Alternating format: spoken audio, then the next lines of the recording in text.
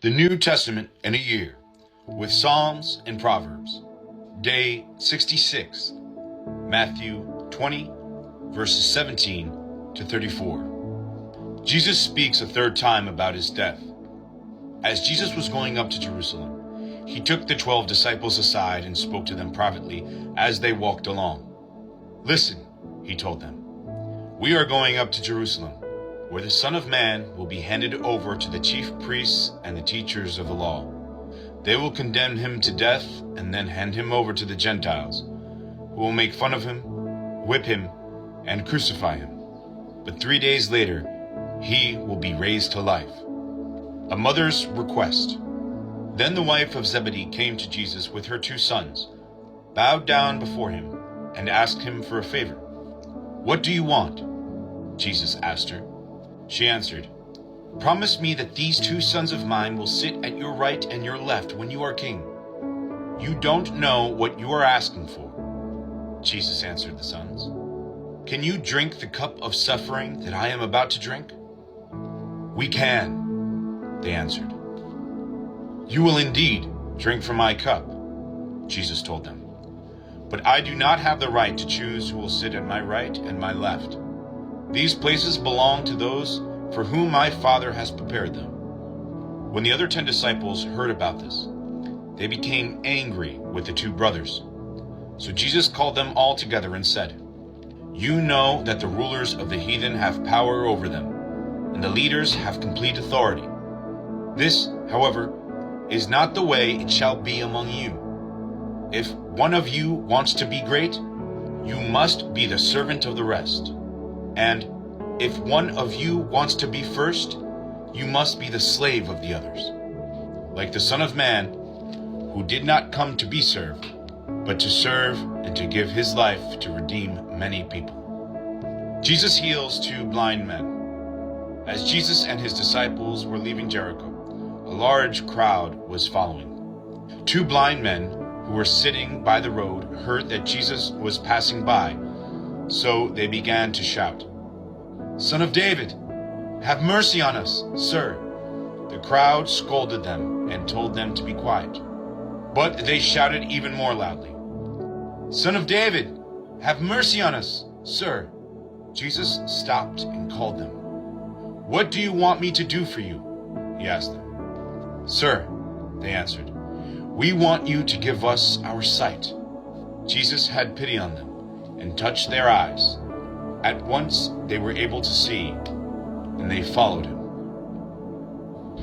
Psalm 35. A prayer for help. Oppose those who oppose me, Lord, and fight those who fight against me. Take your shield and armor and come to my rescue. Lift up your spear and war axe against those who pursue me. Promise that you will save me.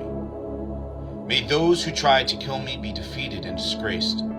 May those who plot against me be turned back and confused. May they be like straw blown away by the wind as the angel of the Lord pursues them. May their path be dark and slippery while the angel of the Lord strikes them down. Without any reason, they laid a trap for me and dug a deep hole to catch me. But destruction will catch them before they know it. They will be caught in their own trap and fall to their destruction. Then I will be glad because of the Lord. I will be happy because he saved me. With all my heart I will say to the Lord, "There is no one like you. You protect the weak from the strong, the poor from the oppressor." Evil people testify against me and accuse me of crimes I know nothing about. They pay me back evil for good, and I sink in despair. But when they were sick, I dressed in mourning. I deprived myself of food. I prayed with my head bowed low, as I would pray for a friend or a brother. I went around bent over in mourning, as one who mourns for his mother.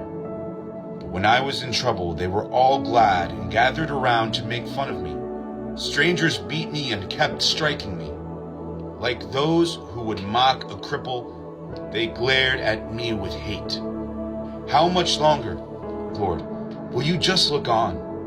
Rescue me from their attacks. Save my life from these lions. Then I will thank you in the assembly of your people. I will praise you before them all. Don't let my enemies, those liars, gloat over my defeat. Don't let those who hate me for no reason smirk with delight over my sorrow. They do not speak in a friendly way. Instead, they invent all kinds of lies about peace-loving people. They accuse me, shouting, "We saw what you did." But you, O Lord, have seen this. So don't be silent, Lord. Don't keep yourself far away. Rouse yourself, O Lord, and defend me. Rise up, my God, and plead my cause. You are righteous, O Lord, so declare me innocent. Don't let my enemies gloat over me. Don't let them say to themselves, "We are rid of him. That's just what we wanted." May those who gloat over my suffering be completely defeated and confused. May those who claim to be better than I am be covered with shame and disgrace. May those who want to see me acquitted shout for joy and say again and again, "How great is the Lord! He is pleased with the success of his servant." Then I will proclaim your righteousness, and I will praise you all day long. Amen.